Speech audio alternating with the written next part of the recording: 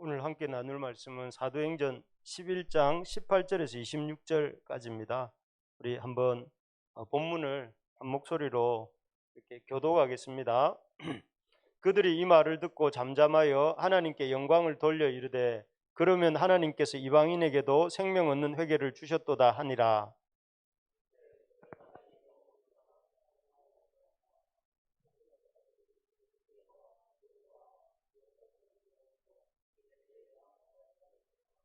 그 중에 구브로와 구레네 몇 사람이 안디옥에 이르러 헬라인에게도 말하여 주 예수를 전파하니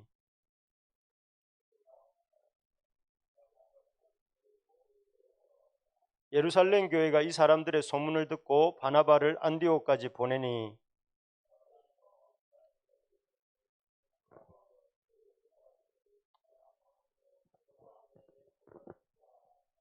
바나바는 착한 사람이요 성령과 믿음이 충만한 사람이라 이에 큰 무리가 죽게 더하여지더라. 같이요. 만남에 안디옥에 데리고 와서 둘이 교회에 1년간 모여 있어 큰 무리를 가르쳤고 제자들이 안디옥에서 비로소 그리스도인이라 일컬음을 받게 되었더라. 아멘. 우리 비도 오고 옆에 있는 사람 또 이렇게 같이 옆에 앉아서 예배드리니까 좋지요. 서로 앞으로 잘 오셨습니다 하고 한번 아까 인사 안 한 분들 있으면 인사 한번 합시다. 잘 오셨습니다. 지금 이제 한 2, 3주만 좀 고비를 넘기면 오미크론도 약간 잠잠해지고 그러면은 조금 그래도 모이는 게 한 5월이나 6월쯤 되면은 수월해지지 않겠나 이런 생각이 듭니다. 우리 지난주에 이런 대통령 선거가 있었죠. 오래된 것 같은데 지난주에 있었습니다. 이 선거를 하면서 우리가 5년간 우리 이 나라를 이끌어갈 탑 리더를 뽑는 선거였는데요. 그래서 아주 마음을 졸이고 다들 고민을 하고 또 고민을 하면서 이렇게 투표를 했습니다. 그래서 한 분이 당선이 되었고 또 이렇게 그 지지한 분들은 또 마음이 좋은 분도 있고 또 섭섭한 분도 있고 있을 텐데 이제는 이렇게 정당한 절차를 통해서 이제 선출이 되었으니 우리가 마음을 모아서 잘 이렇게 또 이렇게 가는 지지하는 우리가 되었으면 좋겠습니다. 그런데 이렇게 세상에서도 가만히 생각해 보면 지난 1년간 계속 대통령 선거를 통해서 한 사람을 뽑기 위해서 사람들이 생각을 하고 고민을 하고 방송도 또 검증을 하고 했는데 그런데 이 세상 나라뿐만 아니라 하나님 나라에서도 이렇게 사람을 이렇게 뽑는 것이 참 중요한 것 같습니다. 한 사람이 어떤 리더를 세우느냐 또 그리고 어떤 사람을 교회에서 어떤 세우느냐에 따라서 그 사람에 의해서 교회가 나가는 방향도 달라지고 또 교회의 이런 그 진행 과정들도 다 달라지게 되는 것 같습니다. 그렇게 느끼시죠?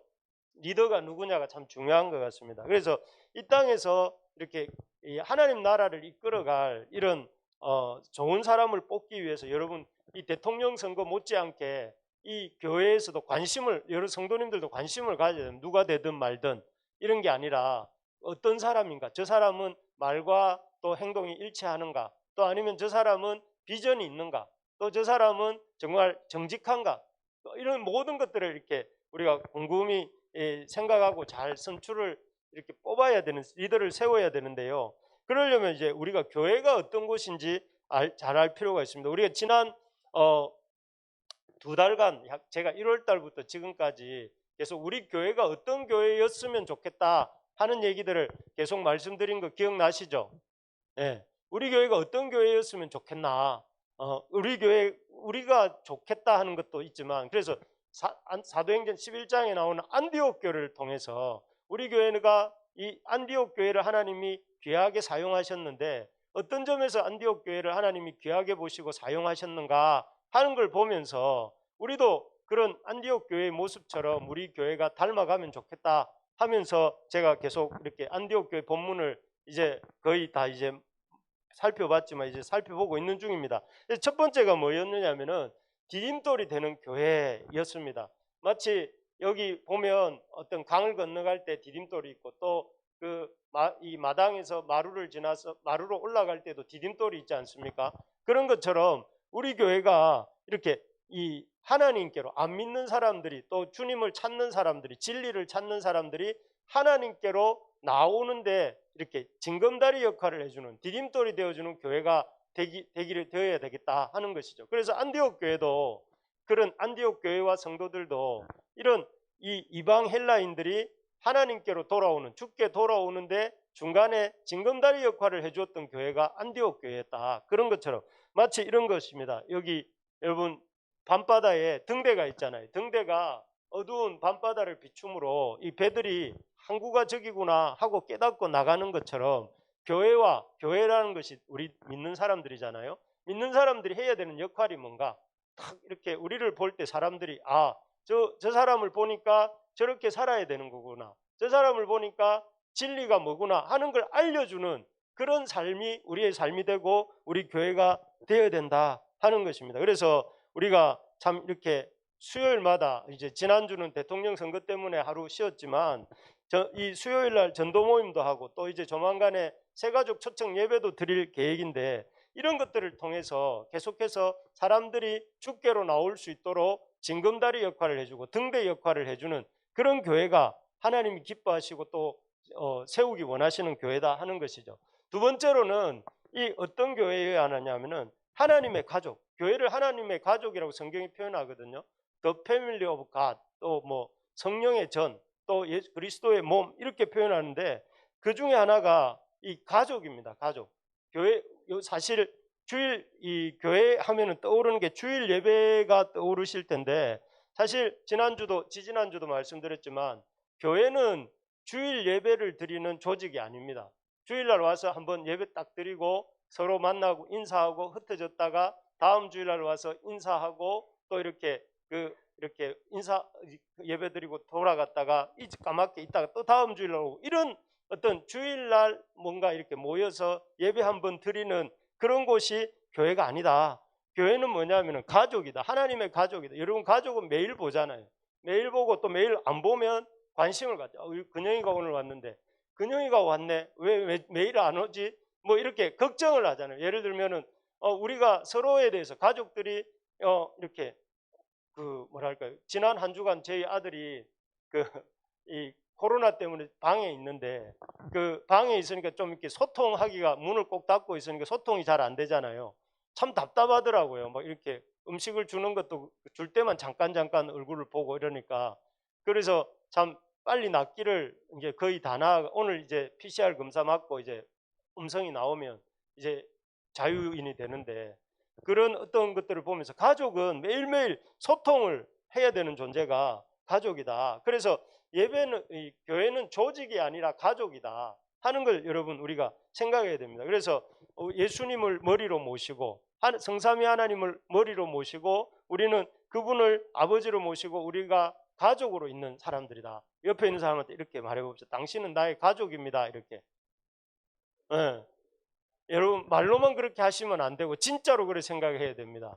물론 옆에 있는 진짜 가족도 있고 또 우리 하나님의 가족도 있는데 하나님의 가족이다. 그래서 가족은 어떻습니까? 서로 힘들어하면 모른 체 합니까? 그게 아니고 서로 힘든 걸 같이 나누고 또 서로 아프면 서로 돌봐주고 또 이렇게 서로 이렇게 힘들면 지지해주고 이런 것이 가족인데 그런 우리 교회가 되기를 바랍니다. 그래서 누가 아픈가, 누가 힘든가, 누가 이렇게 내 도움이 필요한가 이런 걸 이렇게 돌아보는 우리가 될 수 있기를 바랍니다. 그리고 세 번째로 교회의 모습, 이런 모습이어야 된다. 깨어진 세상을 회복시키는 교회다.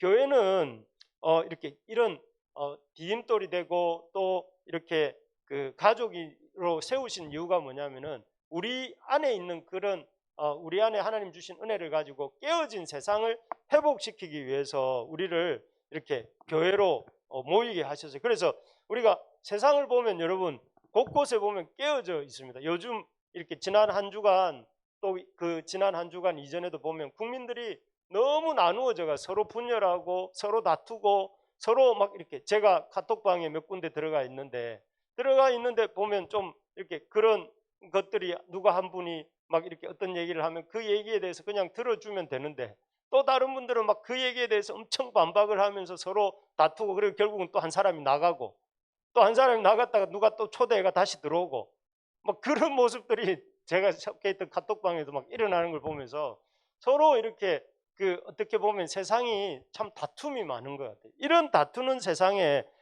회복케 하는 곳이 교회다 하는 것이죠. 그래서 이런 참 세상을, 깨어진 세상을 회복시키고 어두운 세상에 불을 이렇게 등대의 불빛을 밝히는 걸 누가 해야 될까요, 여러분? 목회자가 해야 될까요? 여러분, 목회자가 세상에 불을 밝히고 또 이렇게 나아가서 그 사람들의 어떤 그 아픈 데를, 깨진 데를 회복시키고, 물론 해야죠. 목회자 당연히 한 사람의 몫으로서 해야 되지만, 교회 안에서 이런 한 사람 목회자만이 하는 게 아니라 누가 하는 걸까요? 성경에 보면 이렇게 되어 있습니다. 성경에 보니까 에베소서 4장 11절 12절에 보면 여기 우리 12절을 한번 읽어봅시다. 시작. 이는 성도를 온전하게 하며 봉사의 일을 하게 하며 그리스도의 몸을 세우려 하심이라. 목사와 교사, 같은 말입니다. 헬라어는 같은 말인데, 목사와 교사는 뭐 하는 사람이냐면은, 목사와 교사는 성도를 온전하게 해서 성도가 봉사의 일을 하게 하고 그리스도의 몸을 세우도록 돕는 사람이 목회자다, 목사라는 거예요. 그러니까 이 세상을, 깨진 세상을 회복하고 세상에 빛을 비추고 이런 일을 누가 하는 거예요? 목회자. 우리 기존에 왜 이 얘기를 하냐면은, 많은 분들이 생각할 때 교회의 전도는 목사님이 하는 거고, 또 이렇게 세상에 이렇게 복음을 전하는 것도 목사님이 하고, 이런 생각을 은연중에 하면서 약간 우리는 이렇게 클럽에 들어와 가지고 이렇게 나는 그 클럽의 일원으로 있을 뿐이지 실제로 교회의 어떤 모든 일들은 목사님이 하셔야 된다, 이런 생각을 하는데, 성경은 뭐라고 하느냐면은, 이런 성도가 해야 될 일이 온전하게 하여서 목사는 성도들을 열심히 섬기고, 그리고 성도님들은 그 목사님의 그에서 배우고 또 이렇게 목사님을 통해서 공급을 받아서 세상에 나가서 이렇게 그 세상을 온전하게 하고 봉사일을 하고 그리스도의 몸을 세우는 것이라는 거예요. 요즘 제가 출애굽기 여호수아서를 읽고 있는데, 여호수아서는 뭐에 대한 얘기입니까? 지역으로 보면 가나안을 정복하는 얘기잖아요. 출애굽한 이스라엘 백성의 그 출애굽의 목적이 뭐였을까요? 광야였을까요? 아니면 가나안 땅이었을까요? 가나안 땅에 들어가는 거잖아요. 그러니까 뭐뭐로부터, 애굽으로부터 나온 것에만 집중하는 것이 아니라, 광야가 목적지가 아니라 그 가나안 땅에 들어가는 것이, 약속의 땅에 들어가는 것이 이스라엘 백성의 목적이었던 것처럼, 구원받은 사람의 목적은 무엇이냐면, 구원이 그리스도, 우리 예수님을 믿는 데 있어서 구원은 최종 목적이 아니에요. 구원은 우리가 구원을 받잖아요. 주님을, 예수 그리스도를 주로 고백하고 예수님을 주님으로 모셔드릴 때 우리가 구원을 받아요. 그런데 그 구원이 목적이 아니고, 그 구원은 받은 자로서 이 땅에서 살아가는 것이 우리가 해야 될 일이라는 거죠. 구원받은 자로서 살아가는 일이 뭐라고 지난주에 말씀하셨냐면, 베드로전서 2장 9절에 보면, 우리 노란색 부분 같이 한번 읽어봅시다. 시작. 이는 너희를 어두운 여기 옛날 개역 한글입니다. 개역 한글. 개역 개정에는 이렇게 조금 번역이 다른데요. 제가 다시 한번 읽어드리면, 그의 기이한 빛에 들어가게 하신 자의 아름다운 덕을 뭐 하게요? 선전하게.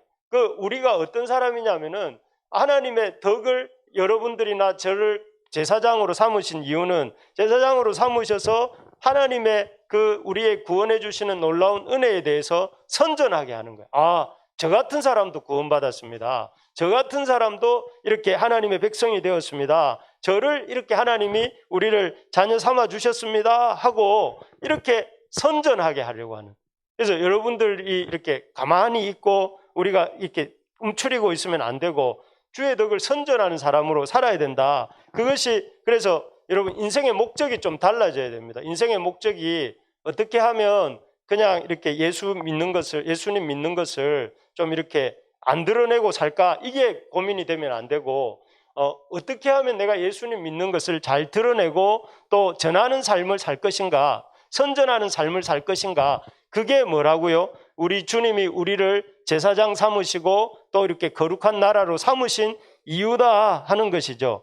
그래서 그래서 이런 고민들을 하면서 오늘 본문에 보면 이런 멋진 삶을 살았던 한 사람의 얘기가 나옵니다. 어떤 사람인가 하면은 한 사람이 누군가 하면 이런 분입니다. 여러분 한번 생각해 보십시오. 이 사람은 저 교회가 과연 저 개척교회가 과연 제대로 설 수 있을까 싶었던 그런 교회를 든든하게 세운 사람이에요. 또 이 사람은 어떤 사람인가 하면은 이 사람을 통해서 배우고 훈련받은 사람들이 뭐라고 불렀느냐 하면은 크리스티아노스, 아주 이렇게 예수를 믿는 그리스도인이라고 불렀고, 또 이 사람을 통해서 이 개척교회가 든든하게 섰을 뿐만 아니라 그 유럽으로, 소아시아로, 갈라디아로 이렇게 교회가 뻗어나가게 했던 사람입니다. 이 사람 누굴까요?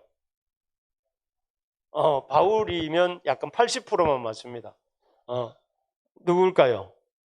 예, 이 사람이 바나바입니다. 오늘 읽었잖아요, 여러분. 오늘 이제 얘기할 바나바입니다. 바나바. 이 바나바, 이게 제가 이렇게 검색을 해보니까 이렇게 생겼다고 추정을 해요. 이 얼굴은 아니겠지만 바나바입니다. 바나바가 사실 오늘 본문에 계속 읽어보시면 알겠지만 바나바가 예루살렘 교회로부터 안디옥 교회 파송을 받아서 와서 이 안디옥 교회를 아주 이렇게 개척교회였잖아요. 세워진 지 한 3, 4년밖에 안 된 개척교회였거든, 안디옥 교회도요. 근데 그 안디옥 교회를 든든하게 세워요. 그리고 그 안디옥 교회에서 1년 동안 열심히 제자들을 가르쳤는데 그 제자들이 너무 예수님을 잘 믿고 잘 따르니까 사람들이 이 안디옥 교회 사람들을 뭐라고 불렀느냐 하면은 크리스찬이라고 불렀어요. 그리고 이 사람들을 중심으로 이렇게 열심히 섬기고 있을 때 하나님이 성령을 통해서 이 제자들에게 말씀하셔서 바울과 바나바를 따로 세우라 하셔서 교회 개척을 하러 나가게 되잖아요.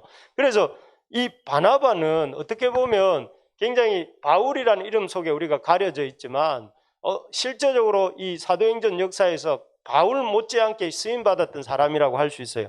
그래서 이 바나바는 어떤 점에서 이렇게 하나님 이 안디옥 교회에서 그렇게 중심되는 사람이 되었고, 또 안디옥 교회의 사람들을 세워갖고 또 그리고 더 나아가서 교회들을 세우는 인생을 살았는가 하는 것들을 한번 생각해 보면서 우리가 생각해 보려고 합니다. 첫째로 이렇게 바나바를 통해서 우리가 참 배워야 될 모습이 뭐냐면은 하나님의 역사를 볼 줄 알아야 아는 모습이라고 하는 것입니다. 그래서 여러분 우리 이 구절을 한번 읽어봅시다. 23절을 오늘 여러분 좀 살펴볼 건데 한번 읽어보겠습니다.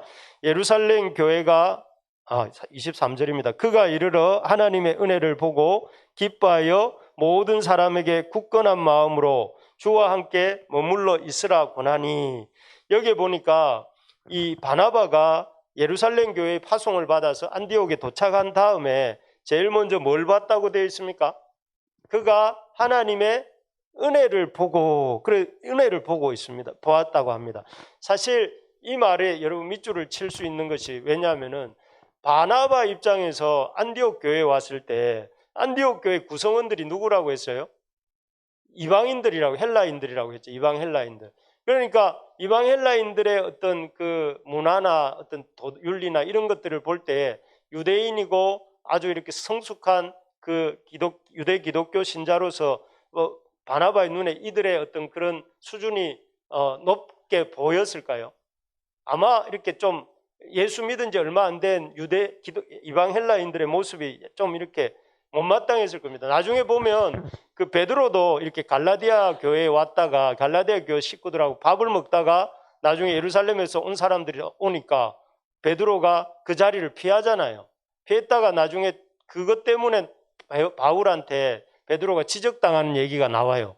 그런 걸 보면 당시 이 헬라 소아시아에 있었던 헬라 이방인들에 대해서 유대인들이 여전히 아주 이렇게 좀 경언시하고 좀 멀리하는 마음들이 있었던 것을 볼 수가 있어요. 그렇다면은 바나바도 안디옥 교회에 왔을 때 동일하게 좀 이렇게 안디옥 교회 사람들에 대해서 조금 꺼리끼는 마음도 있었을 것이고, 또 실제로 안디옥 교회 사람들이 수준도 생각보다 높지 않았을 것이고, 또 교회도 자기는 예루살렘 교회에 소속돼 있었던 사람이 바나바인데 안디옥 교회 사람들을 볼 때에 안디옥 교회를 볼 때 약간 이런 좀 부족한 부분이 더 많이 보였을 거예요. 그죠?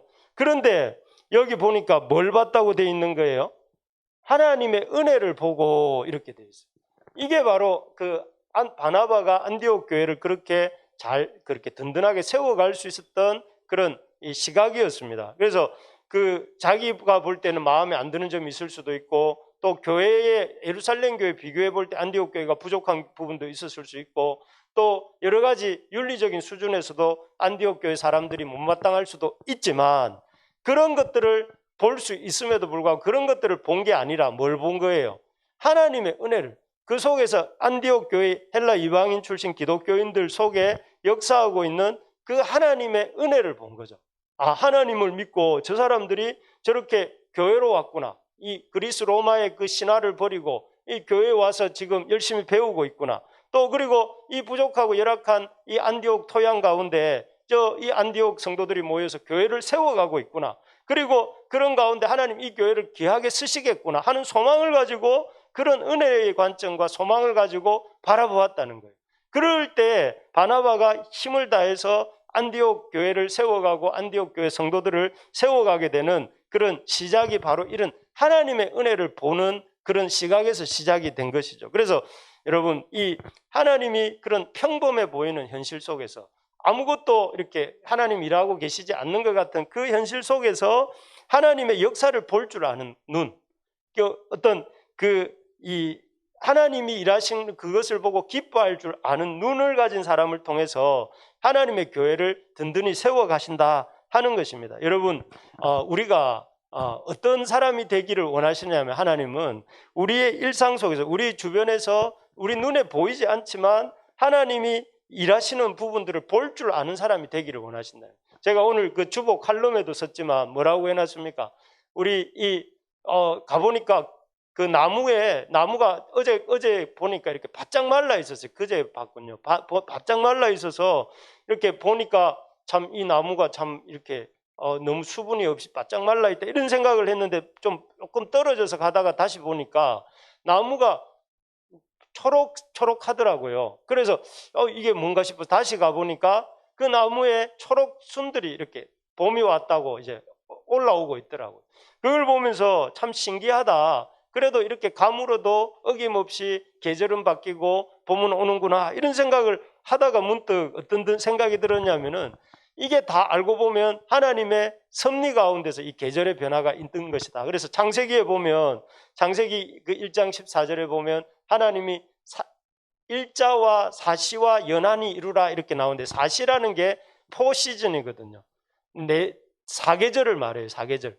그러니까 이 계절들이 바뀌는 것이 그냥 이렇게 우연히 봄이 왔으니까 봄이 온 게 아니고 하나님이 그렇게 정해 놓으신 거라는 거예요. 하나님이 이 계절이 바뀌는 것을 정해 놓으셨고 그 정해 놓은 순리를 따라 나무에도 물이 오르고 또 봄이 와서 초록초록해지는 이런 일들이 일어난다는 거예요. 이런 걸 볼 줄 아는 것이 필요하다는 거예요.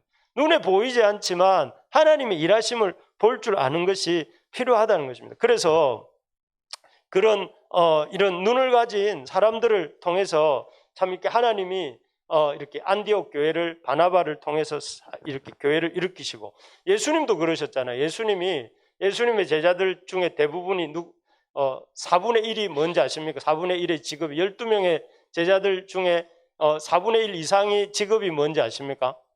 어부죠, 어부. 근데 어부라고 보면 생각해 보면 아주 전문 지식인은 아니잖아요. 몸으로 일하는 사람들인데 그런데 예수님 그들 가운데서 뭘 보셨어요? 베드로가 장차 반석이 될 것이다 하는 것을 보시고 그를 부르시잖아요. 이게 바로 우리가 가져야 되는 바나바처럼 예수님처럼 우리의 평범한 일상 속에서 하나님의 은혜를 볼 줄 아는 눈을 가진 사람들을 통해서 하나님 역사에 가신다. 저는 우리 교회가 이런 우리 성도님들이 이런 사람이 되기를 바랍니다. 보이지 않는 잘 안 보이는 것 같은 속에서도 하나님의 은혜를 볼 줄 아는 그런 일상 속에서 하나님의 은혜를 볼 줄 아는 사람들을 통해서 하나님의 그 사람의 부족함과 연약함을 보는 것이 아니라 하나님의 은혜를 보고 하나님의 역사를 볼 줄 아는 그런 안목이 우리 여러분들과 저에게 있기를 바랍니다. 그래서 여러분 교회 안에 참 교회를 보더라도 안디옥 교회, 예루살렘 교회 비교하면 얼마나 문제가 많고 부족하겠습니까? 그런데 바나바 뭘 봤다고요? 하나님의 은혜를 봤다고 하잖아요. 이 안디옥 교회가 앞으로 귀하게 쓰임 받겠구나 하면서 그 성도들을 열심히 가르치잖아요. 여러분 교회의 부족한 점, 연약한 점을 보지 말고 이 교회를 통해서 일하실 하나님을 볼 수 있는 우리가 되기를 소망합니다. 예, 그렇게 볼 때에 여러분 그런 성도들을 통해서 하나님이 일하신다고요. 늘 와가지고 오늘 주일 예배 갔다 왔는데 이런 점이 참 좋았더라가 여러분들 고백에 많습니까? 아니면은 주일 예배 갔다 와가지고 이런 점이 너무 안 좋더라 이게 많습니까? 그 눈이 좀 바뀌기를 바랍니다. 만약에 내가 안 좋았더라가 아니라 하나님이 우리 속에 이렇게 일하고 계시구나 라는 것을 느끼고 붙잡고 가는 우리가 되기를 바랍니다. 그러려면 어떻게 해야 될까요? 여러분, 우리가 어떻게 하나님의 은혜를 보는, 눈에 보이지 않지만 사람을 만날 때 어디를 갈 때 하나님의 일하심을 보는 사람이 될 수 있을까요? 그렇게 되려면 여러분 필요한 것이 뭐냐면은 그런 겁니다. 여러분 이 성경을 많이 읽어야 됩니다. 여러분 성경의 구약이 어떤 이야기들입니까? 구약이 주로 하나님이 역사 속에서 국가 속에서 사람들의 삶 속에서 어떻게 일하셨는가를 기록한 책이 구약이죠. 그래서 구약을 열심히 읽다가 보면 자기도 모르게 하나님이 뭘 가르쳐 주시냐면 역사의식을 가르쳐 주세요. 하나님이 어떻게 일하시는지를 깨닫고 보고 깨닫게 돼요. 그래서 여러분 신약을 읽으면 어떻게 살아야 될지를 보여주신다면 이 구약을 읽다 보면 하나님이 어떻게 일하시는지를 보게 되는 거거든요. 그래서 여러분 꼭 이 권하고 싶은 것이 여러분 진짜 역사의식이 있는 사람 또 그리고 하나님의 일하심을 어디서든지 볼 수 있는 그런 사람이 우리가 되려면은 성경을 읽어야 된다는 것이죠. 여러분 지금 카톡방에 들어가서 1독도 하시고 2독도 하고 계시죠? 네, 열심히 하고 계시는 걸로 알고 있는데 열심을 내어서 하시기 바랍니다. 그래서 그 성경을 읽다가 보면 눈이 열리는, 저도 요즘 계속 이제 다 아시겠지만 민수기 지나서 신명기 지나서 지금 여호수아서를 읽고 있는데 정말 그런 봄이 뭡니까? 봄은 새로 눈을 보는 거잖아요. 봄. 우리 진짜 이 눈이 봄이 봄다우려면 우리가 봄을 봄답게 맞이하려면 눈이 좀 바뀌어야 됩니다. 눈이 어떻게 바뀔 수 있습니까? 하나님 말씀을 읽을 때 눈이 바뀐다는 것이죠. 여러분 그렇습니다. 두 번째로 이렇게 보면 우리 한번 읽어봅시다. 2번 시작. 예, 사람을 세우는 모습입니다. 우리 23절 한 번 더 이렇게 제가 읽어드릴게요. 그가 이르러 하나님의 은혜를 보고 기뻐하여 모든 사람에게 굳건한 마음으로 주와 함께 머물러 있으라 권하니. 여기에 보면 바나바가 하나님의 은혜를 보고 그 다음에 한 일이 뭡니까? 안디옥 교회 사람들에게 뭐 했다고 되어 있어요?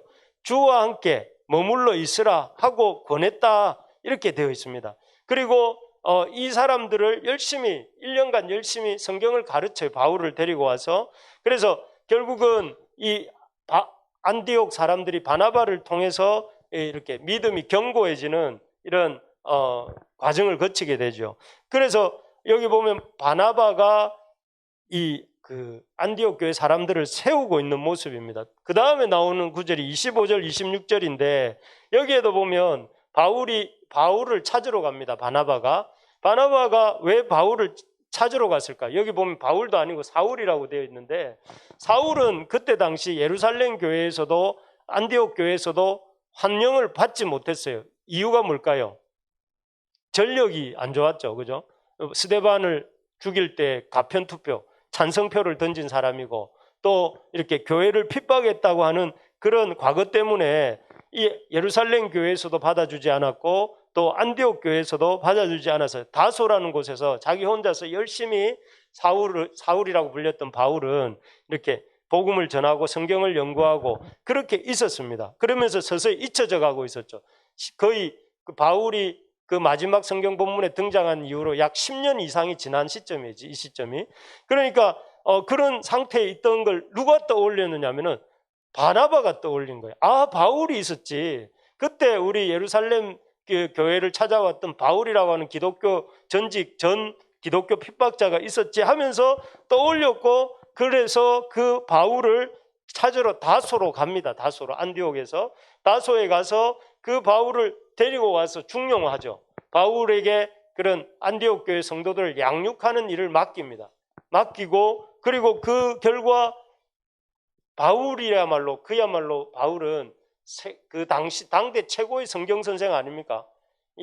너무나 열심히 이렇게 이전에도 예수님 핍박하기 이전에도 유대교의 랍비였고 또 예수님 부활하신 예수님 만난 이후에는 이 10년 가까이 성경을 파고든 사람이잖아요.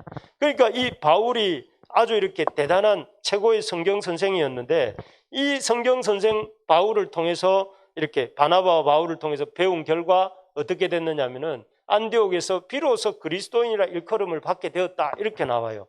그래서 여기 보면 바나바가 바울을 하나님의 동력자로 세웠어요. 그래서 이 모습, 그 바나바가 어떻게 그 안디옥 교회의 그런 힘든 교회를 자립교회, 개척교회 상태의 교회를 이렇게 제대로 세우고, 또 그리고 이 교회가 이렇게 선교하는 교회가 되게 만들고, 그렇게 했느냐 하면은 이 바나바가 바로 사람을 세우는 사람이었기 때문에 그렇습니다. 사람들을 세우는 사람이었기 때문에 그런데요, 우리가 사실 살아가는 동안 저를 한번 보십시오. 여러분, 살아가는 동안 우리가 가장 힘써야 될 일들이 뭔지 아십니까? 집을 마련하는 거, 아니면 차를 이렇게 구입하는 거, 아니면 해외 여행을 다니는 거, 아니면은 돈을 많이 버는 거. 그런 일도 중요합니다. 그죠? 그런 일을 우리가 가볍게 생각하면 안 되고 심각하게 생각하고 열심히 해야 됩니다. 그런데 그런 일들보다 더 중요한 일이 뭐가 있을까요? 하나님 말씀대로 사는 거예요. 그래서 우리 교회 이름이 뭐예요? 부르심을 따라 살자고, 부르심의 교회잖아요. 그런데 하나님의 부르심 중에 제일 중요한 게 뭐냐면은 사람을 세우는 일이에요. 사람을 주님께로 인도하는, 우리 버전으로 바꾸면은 디딤돌이 되는 것이고 등대 같은 역할을 하는 것이지만, 동시에 여기 이제 바나바가 보여준 행동을 빗대어서 표현하자면 사람을 세우는 것입니다. 그래서 여러분, 우리가 두 가지 단어를 여러분 머릿속에 넣어드리고 싶은데, 하나는 우리가 따름이가 되어야 돼요. 주님을 잘 따라가는 사람, 팔로워가 되어야 돼요. 그러나 동시에 우리는 또 뭐가 되어야 되냐면은 이끄미가 되어야 됩니다. 이끄미는 뭐예요? 다른 사람을 이끌어주는 사람이잖아요. 우리가 두 가지 정체성을 갖고 있어야 돼. 하나는 주님을 내가 열심히 따라가는 주님의 펠로우가 돼야 돼. 추종자가 돼야 돼요. 그러나 동시에 우리는 누군가를 이끌어가는 셰퍼드가 돼요. 목자가 돼야 돼요. 이 두 가지가 우리 속에 있어야 됩니다. 그래서 예수님이 이렇게 당부하셨어요. 이 노란색 글씨를 보면 여러분 아시겠지만 베드로에게 주신 말씀이에요. 베드로가 예수님 3번 부인한 거 아시고 3번이나 이렇게 반복해서 부활하신 주님께서 승천하시기 전에 교육을 하시기를 뭐라고 하느냐면, 뭐라고 되어 있습니까? 내 양을 먹이라. 이 내 양을 먹이라고 말씀하셨어요. 이 양을 먹인다는 건 뭐냐 하면은 그 양들을 말씀으로 가르치고 또 이렇게 양육하라, 섬기라는 것이죠. 결국 이 말씀은 베드로에게만 주신 말씀이 아니라 오늘날 우리에게도 주시는 말씀이기도 하죠. 우리가 해야 될 가장 이 땅에서 중요한 사명이 뭐냐면은 사람들을 말씀으로 돕고 세우는 일입니다. 그래서 여러분, 우리가 주님의 따르미가 될 뿐만 아니라 이끄미가 되는 그런 사람들이 되어야 되는 것이죠. 우리 교회에서 열심히 하고 있는 것 중에 하나가, 여러분 잘 못 느끼시겠지만 성경 공부, 1:1 성경 공부를 하고 있습니다. 풍성한 삶으로의 초대도 하고 우리 청년들하고도 그렇게 했죠. 또 이 초대도 하고 첫걸음도 하고 풍성한 삶의 기초 공부도, 풍성한 삶의 기초는 들어간 분이 한 2팀 정도 있는 것 같습니다. 이런 공부를 하고 있는데 1:1 성경 공부를 하면서 그런 걸 통해서 여러분들에게 제가 전수하고 싶은 게 뭘까요? 그 성경 공부의 내용도 내용이지만 여러분들에게 제가 보여주고 싶은 그림은 무엇이냐면은, 우리가 말씀을 배우는 자인 동시에 말씀을 가르쳐주는 자로 살아야 된다. 그러려면 어떻게 해야 되겠습니까? 여러분, 열심히 말씀을 배워야 된다는, 말씀을 이렇게 배워야 된다는. 여러분 보니까 우리 아이들 가에 가가지고 애들 1시간 가르치면 얼마를 받습니까? 많이 받으면 3만 원도 받고 2만 원도 받고, 또 한 달에 4번 가서 가르치면, 일주일에 2번 해가지고 한 달에 8번 가르치면 30만 원도 받고 40만 원도 받잖아요. 그런데 사실 성경을 이렇게 누군가가 여러분들에게 성경을 가르쳐 주는 일은 어떻게 보면 세상 학문을 가르쳐 주는 건 굉장히 가치 있게 여기고 귀하게 받는데, 하나님 말씀을 배우려고 하는 데 있어서는 별로 가치 있게 안 여기는 이런 태도가 우리 속에 있는 것 같아요. 하나님 말씀을 애써 배우려고 하고 직접 오히려 와가지고 말씀 좀 가르쳐 주십시오. 목사님 말씀 좀 가르쳐 주십시오. 이래야 되는데 목사님이 말씀을 좀 배우십시오 하고 이렇게 말을 해도 강좌를 열어도 와가지고 이렇게 배우려고 안 한다면 이게 참 세상 공부는 이렇게 부족하면 가서 배우려고 하는데 왜 하나님 말씀은 왜 안 배우려고 합니까, 여러분? 그러면서도 신앙생활이 힘들다고 그래요. 말씀을 안 먹으니까 그렇지. 그래서 여러분 부탁드립니다. 제가 하나님 말씀을 배우셔야 됩니다. 여러분들이 팔로우가 돼 먼저 배우는 따르미가 돼야 되고 그 다음에 그리고 그런 가운데서 이 말씀을 이렇게 가르치는 사람이 되셔야 되는 것이죠. 그래서 이렇게 내가 주님을 열심히 따라가고 내 뒤에 오는 사람은 또 나를 따라오고 내가 뒤 사람을 이끌어주고 그래서 우리가 하나의 거대한 연결고리가 돼야 되는 교회 공동체는 저도 열심히 배우고 누군가를 가르치고 또 저에게 배운 누구도 그분도 또 열심히 저에게 배우고 누군가를 또 가르치고 그러면서 이게 사실 교회 공동체를 우리 교자가 원래 한자로 쓰면 사귈 교자라고 쓰잖아요. 그런데 실제로 교회의 교자는 뭐냐면은 사귈 교자가 아니라 어떤 분은 가르칠 교자를 쓰기도 해요. 서로 가르치고 배운다는 의미에서. 그래서 여러분 우리가 그런 교회가 좀 열심히 배우는 교회가 되었으면 좋겠습니다. 말씀을 배우고 말씀대로 살려고 애쓰는 우리가 됩시다. 네, 열심히 배웁시다 말씀을. 네.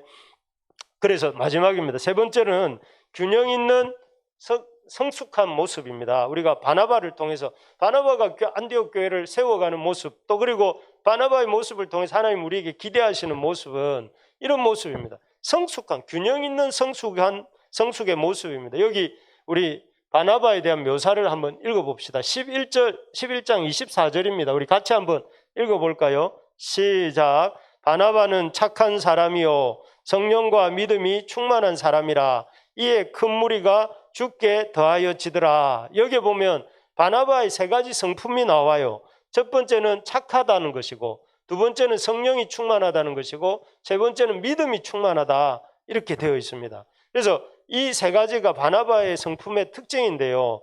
우리 착하다는 것 먼저 착하다는 건 뭐냐면은 여러분 우리가 생각할 때 착하다는 것은 뭐 이래도 좋고 저래도 좋고 또 사람이 누가 이렇게 건드려도 더 거기에 대응하지 않고 이런 사람들을 착하다 이렇게 말을 하는데 여기서 말하는 착하다는 것은 그런 착함을 말하지 않습니다. 그냥 이렇게 이래도 좋아하고 저래도 좋아하는 그런 착함을 말하는 것이 아니라 균형 있게 성품이 균형 있게 성장하는 사람 성품이 그리스도를 닮은 사람을 착한 사람이라고 성경은 말을 해요. 그래서 하나님이 이렇게 쓰시는 사람은 어떤 사람이냐면은 이 그리스도의 성품을 닮아가는 사람. 여러분 우리 크리스찬 한국 교회가 이렇게 그 믿음은 중요하게 여기고 또 헌신과 봉사는 중요하게 여기는데 이 성품에 대해서는 별로 관심을 갖지 않는 것 같아요. 여러분 성품이 이런 말 들어봤으면 저 사람 믿음은 참 좋은데 성품이 좀 그런 거 들어본 적 있습니까? 저 사람 참 이렇게 헌신은 열심히 하는데 성품이 좀 그렇게 되는 경우가 많은 것 같아요. 그런데 사실 그게 가능합니까? 저 사람은 얼굴은 잘생겼는데 좀 못생겼어. 이게 말이 됩니까? 말이 안 되잖아요. 저 분명히 세모인데 동그라미네.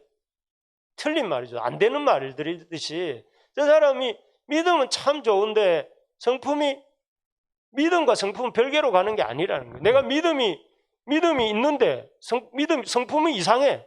그럼 그 사람 믿음 이상한 거예요. 저 사람이 열심히 헌신을 하는데 성품이 이상해. 그러면 그 사람 믿음 이상한 거예요. 그러니까 이게 별개가 아니라 믿음과 성품은 별개가 아니라는 거예요.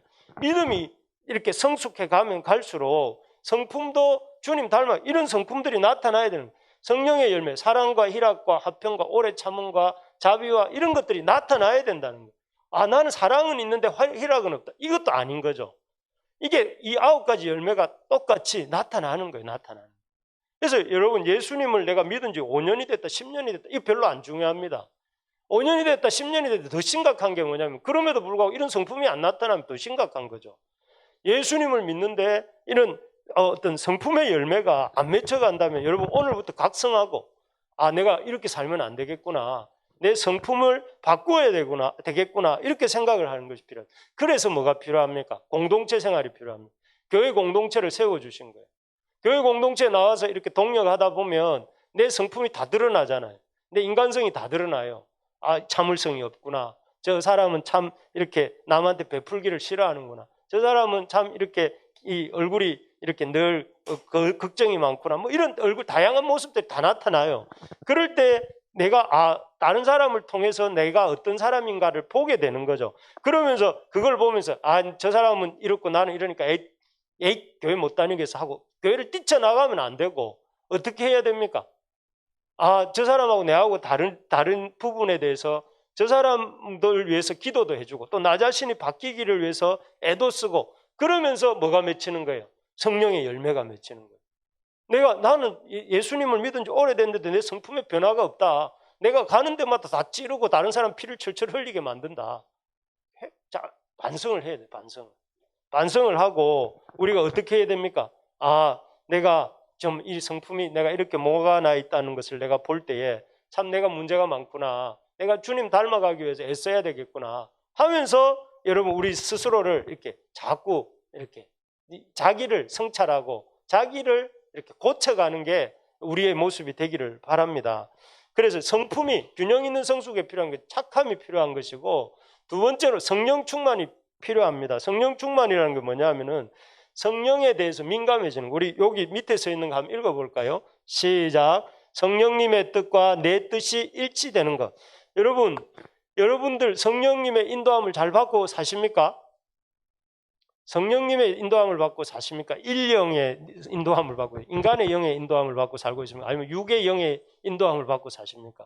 대부분은 둘 중에 하나인 것 같아요. 막 이렇게 육적으로 요즘 현대 문화가 이렇게 뭘 켜는 순간부터 끄는 순간까지 계속 먹어라 봐라 막 이렇게 뭐 살아 이게 메시지잖아요.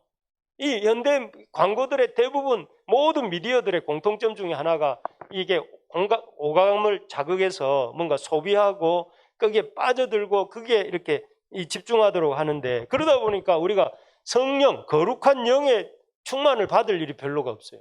그래서 늘 살아가는데 성령 충만이 아니라 일령 충만, 육욕 충만으로 살 때가 많은데 성령 충만한 사람이 되려면 여러분 중요한 게 뭐냐면은 성령님의 소리를 많이 들어야 되는데 성령님의 이 음성을 들을 수 있는 게 성경 읽기입니다. 그래서 제가 지난번에 우리 큐티 세미나를 우리 경훈 형제랑 했는데 하면서 제가 계속 강조한 게 뭐였습니까? 경훈 형제 뭐였습니까? 지속적인 큐티 생활에 대해서 했고 읽기, 묵기, 적기에 대해서 제가 얘기했습니다. 그래서 읽기가 중요하다는 거예요. 저는 우리 성도님들한테 부탁하고 싶은 게 하나 있습니다. 뭐냐면은 큐티 책을 좀 사가십시오. 제발 우리 이제 ESF 열심히 다니고 있는 청년들은 내가 할 말이 없고 거기에서 큐티 책을 보니까 그런데 그러지 않은 분들은 다 우리 교회 생명의 삶을 좀 사십시오. 특별히 청년들도 사서 왜냐하면 같은 생각을 하는 게 중요해요. 교회는 자꾸 이쪽으로 가자고 하고 누가복음을 열심히 읽고 외우고 나누고 있는데 자기는 전혀 따로 있으면 이게 같은 생각을 할 수 있을까요? 없을까요? 같은 생각, 같은 마음, 같은 뜻을 가져야 같이 일할 수 있죠. 저는 여러분들한테 부탁하고 싶습니다. 큐티책을 좀 사가십시오. 제가 뭐 큐티책을 판다고 해서 내게 뭐 돌아오는 게 있어서 이런 말을 하는 게 아니에요. 여러분 큐티책을 사가면 적어도 큐티해야 되겠다는 마음이 생길 거고 그러다 하다 안 하다 보면 너무 안 한 게 아까우고 한번 펴보기라도 하잖아요. 펴보기라도 하면서 또 이렇게 한 번 더 생각해 볼 거고 그래서 제가 여러분 큐티책을 좀 사가기를 바랍니다. 그래서 사실 공동체적으로 같은 읽기를 하는 게 중요해요. 혼자 읽는 것도 중요하지만 책도 혼자 읽는 것도 중요하고 같이 읽기가 중요합니다. 그래서 하나님 말씀을 자꾸 들어야 됩니다. 그래야 성령의 충만함을 받죠. 그리고 마지막 세 번째 성품이 뭐냐면은 믿음 충만입니다. 믿음 충만은 좀 쉽습니다. 뭐냐면은 하나님에 대한 전적인 신뢰입니다. 여호와 하나님에 대한 이 전적인 신뢰입니다. 어떤 상황에서도 그래서 이 세 가지가 같이 가야 됩니다. 뭐냐면은 첫째는 우리가 성품이 주님 안에서 우리의 성품이 변화되어 가야 됩니다. 두 번째로는 우리가 날마다 성령님의 소리를 들어야 됩니다. 그래서 성령님의 소리를 듣는 하나님 말씀을 읽는 시간이 있어야 돼요.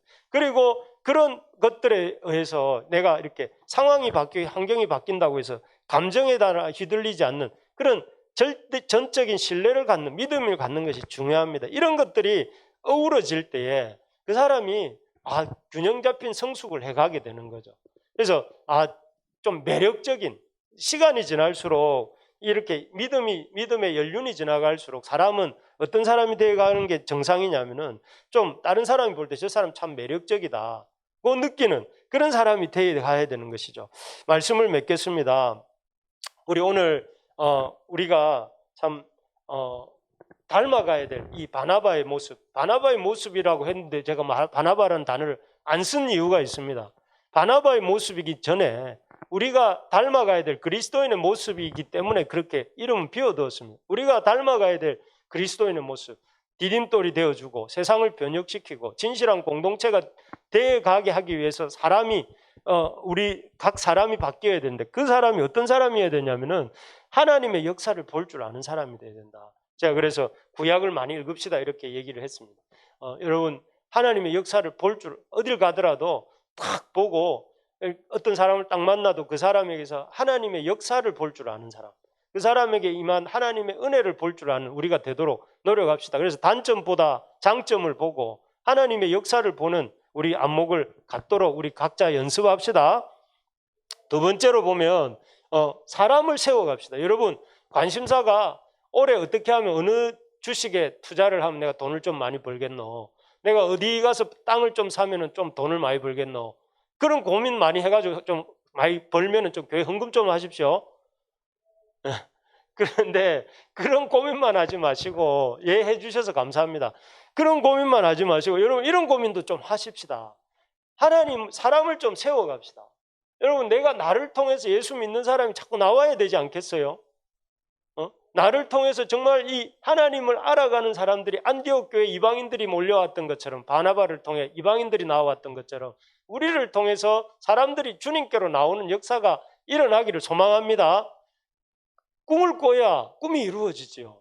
꿈도 안 꾸는데 어떻게 꿈이 이루어질 수 있겠어요? 그 꿈을 꿔야 됩니다. 나를 통해서 하나님을 믿는 사람들이 생기는 꿈을 꾸셔야 되는 거예요. 꿈을 꾸면 꿈이 이루어지는 거예요. 세 번째로 보면 성품과 영성 또 믿음에서 자라가는 우리가 됩시다. 바라는 것은 우리 교회 성도들을 참 성품이 좋다, 믿음의 성품이 좋고 믿음이 좋다 이런 소리를 들었으면 좋겠습니다.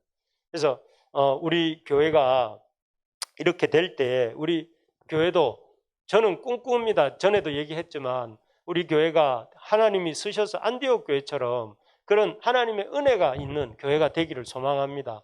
그래서 제가 이렇게 거의 한 8번, 7번 정도 제가 이 설교를 했습니다. 우리 교회가 어떤 교회였으면 좋겠는지. 여러분 자다가 졸다가 들어도 기억할 만큼 제가 오래 했거든요. 잘 기억하시고 또 다음에 또 이렇게 반복해서 하겠지만 우리가 하나님 안에서 우리 교회를 이렇게 세워가는 우리 모두가 되기를 소망합니다.